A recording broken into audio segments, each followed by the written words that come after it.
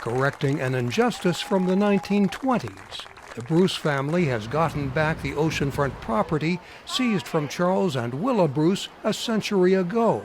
It was taken by the mostly white city of Manhattan Beach for use as a public park through a legal process called eminent domain, in which private property can be taken for public use with payment at fair market value.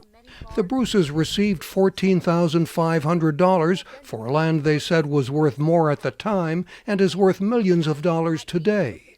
This was one of many cases of communities using the law to steal property, says a descendant of the family, who says others with similar stories are mobilizing. They understand that it does take a lot of grit, a lot of hard work. You got to have your boots on the ground and you've got to be protesting. Protests and help from Los Angeles County, which acquired the property in 1995, made the difference in this case. And help from a lawyer who overcame a legal challenge from a private citizen after the county agreed to return the land. First I thought, this is spectacular, that's great. And then I thought, holy smokes. There's going to be a lot of people that don't want to see this property returned. Some worried about legal liability for Manhattan Beach. The unsuccessful lawsuit claimed the expropriation had been perfectly legal. The judge disagreed after the attorney showed historical evidence that Charles and Willa Bruce had been targeted by hostile white officials. A California state senator authored a bill to help the Bruce heirs regain the land. He says legal ploys were often used against black families, even when racial discrimination was illegal.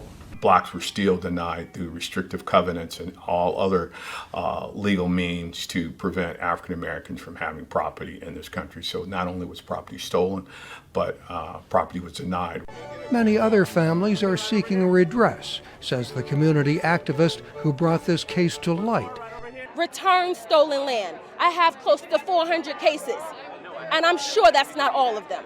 The family's lawyer says property theft has affected multiple generations. The ability to build wealth through the acquisition of real property and transfer that wealth to your kids and to your grandkids and great-grandkids, that's how wealth is created and maintained in this country. Los Angeles County has a lifeguard facility on the beachfront property. The county will lease the land from the Bruces for the next 2 years, with the option of buying it for up to $20 million after that. Those involved call the settlement historic.